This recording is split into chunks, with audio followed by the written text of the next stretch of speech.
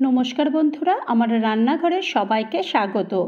আজ বলছি হাতে যদি একটু সময় থাকে তাহলে বেগুন দিয়ে এই দুর্দান্ত একটা রেসিপি বানিয়ে নিতে পারো। আশা করি তোমাদের এই রেসিপিটা ভীষণ ভীষণ ভালো লাগবে। তো চলো দেরি করব না, তাড়াতাড়ি শুরু করে ফেলি। প্রথমেই আমি এখানে দুটো বেশ বড় সাইজের বেগুন নিয়েছি, আর বেগুনের আমি পিছন দিকটা আমি কেটে নিয়েছি। কেটে নিয়েছি এই কারণেই, এটাকে গ্রেট করব বলে। তো এই একটা গ্রেটার নিয়েছি, গ্রেটার দিয়ে তারপরে এই যে বড় দিকটা থাকে সেই বড় দিকটাতে এই বেগুনটা আমি এরকমভাবে গ্রেট করে নেব। তো দেখো অনেকটাই কিন্তু গ্রেট হয়ে গেছে। বেগুন গ্রেট করতে একদমই সময় লাগে না, হাতে প্রেশারও লাগে না। বেগুন তো এমনিতেই জানো যে খুবই সফট টাইপের। তো দেখো আমি পুরো গ্রেট করে নিয়েছি। এবার কিছু মশলা মেশাবো এর মধ্যে। এবার হাফ চামচ আমি আদার কুচি মিশিয়েছি, 1 চামচ আমি কাঁচা লঙ্কার কুচি মিশিয়েছি, 1 কাপ মতো ধনেপাতার কুচি দিয়েছি, স্বাদ মতো নুন দিয়েছি, হাফ চামচ হলুদ গুঁড়ো দিয়েছি, হাফ চামচ আমি গরম মশলার গুঁড়ো দিয়েছি, আর 2 চামচ আমি বেসন দিয়েছি। বেসনটা পুরোপুরি একদম বাইন্ডিংয়ের জন্য দিয়েছি। বেসনটা দিয়ে প্রথমে আগে মেখে নেব। যদি মনে হয় যে একটু টাইটের দরকার হয়েছে তখন আমি পরে বেসনটা দেবো। তো সেই কারণে প্রথমেই আগে আমি 2 চামচ মতো বেসনটা দিয়ে দিয়েছি। দিয়ে বেশ ভালো করে এটাকে মেখে নিতে হবে। তবে মেখে নেওয়ার পরও কিন্তু আমার মনে হচ্ছে এটা একটুখানি পাতলা মতো আছে, তো আরেকবার আমি বেসনটা দেব। তো আরও 2 চামচ আমি বেসনটা দিয়ে দিয়েছি। তোমরাও যখন দেখবে যে তোমাদের মাখাটা যদি একটু পাতলা মতো হয় তাহলে তোমরা 2 চামচের বদলে তোমরা বেশিও দিতে পারো। তো এই বেসনটা তোমরা তোমাদের পরিমাণ অনুযায়ী তোমরা দিও। তো আমি এখানে ভালো করে এটাকে মেখে নিচ্ছি। মেখে নেওয়ার পরে তারপর আমি এখানে কিছু কাজু কিশমিশ একটু কুচি কুচি করে কেটেছি, একটু এগুলো দিয়ে দিয়েছি। এগুলো যখন তৈরি হবে মুখে পড়লে কিন্তু বেশ ভালো লাগে খেতে, সেই কারণেই এরকমভাবে আমি একটুখানি দিয়ে দিয়েছি। দিয়ে এবার এরকম গোল গোল করে এই কোপ্তার আকারে এগুলো সব ভাজবো। তো ভাজবার জন্য আমি আগে থেকেই তেলটা গরম করতে দিয়ে দিয়েছি, আর তেলটা বেশ খানিকটা তেল নিয়েছি, কারণ এটা বেশ একটু ডুবো তেলের মতো ভাজা হবে। আর এখন কোপ্তাগুলো হাতের মধ্যে গোল গোল করে বানিয়ে এই কোপ্তাগুলো সব ভেজে নেব। তো দেখো এখন আমি সব কোপ্তাগুলো মোটামুটি দিয়ে দিয়েছি, যতগুলো এঁটেছে ততগুলোই দিয়েছি। আর কোপ্তাগুলো এইভাবেই হতে দেবো।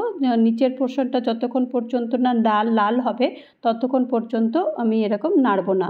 তো দেখো নিচের পোর্শনটা কিন্তু বেশ লাল লাল মতো হয়ে গেছে। এখন এটাকে উল্টে পাল্টে দেবো যাতে করে ভাজাটা বেশ ভালো হয়। তো এখন দেখো এই কোপ্তাগুলো তো ভাজছি, কিন্তু এগুলো কিন্তু শুধু যে কোপ্তা কারির জন্য ভালো লাগবে তা নয়, এগুলো কিন্তু শুধু শুধু খেতেও ভালো লাগে, আর ডাল দিয়েও কিন্তু ভীষণ ভালো লাগে। যারা এই বেগুনের কোপ্তা কোনো দিন বানাওনি তাদেরকে অনুরোধ করব একবার এই বেগুনের কোপ্তা বানিয়ে দেখো, খেতে ভীষণ ভালো লাগে। আর এইটা তো আরও বেশি ভালো লাগে শুধু শুধু খেতে, আর ডালের সঙ্গে খেতে ভীষণ ভালো লাগে। তো দেখো কোপ্তা ভাজা হয়ে গেছে। এখন তেলটা অনেকটাই, এতটা তেলে রান্না করব না, আমি একটু পরিমাণ মতো তেলটা নিয়ে নিয়েছি। এই 2 টেবিল চামচ মতো তেলটা নিয়ে নিয়েছি।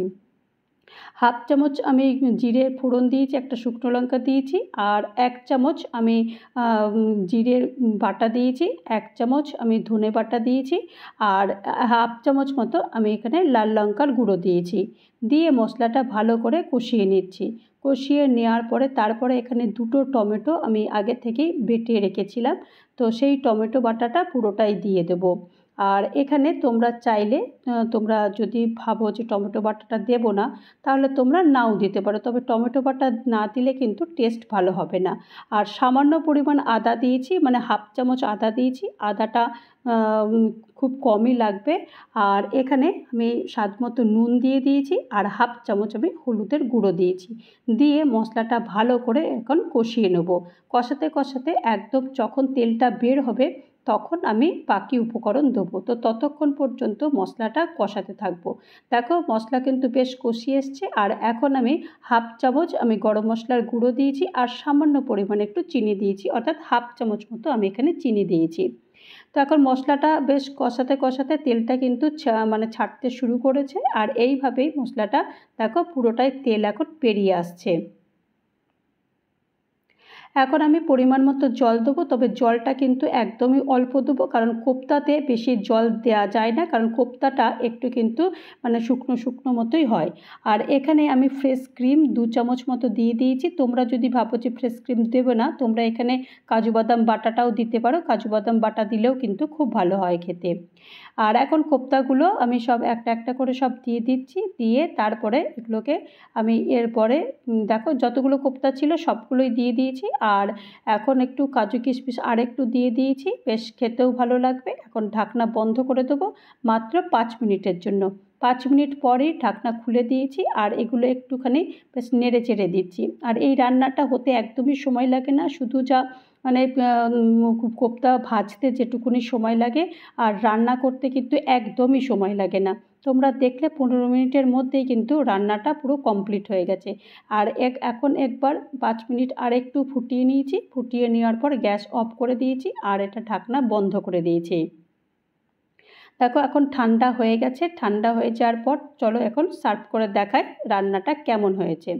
তো আমি তো এখন একটা প্লেট নিয়ে নিয়েছি, প্লেটের মধ্যে এই কোপ্তা আমি সার্ভ করছি। এটা কিন্তু রুটি, লুচি, পরোটার সঙ্গে খেতে ভীষণ ভালো লাগবে, এমনকি সাদা ভাতের সঙ্গেও কিন্তু এই কোপ্তা দুর্দান্ত লাগে।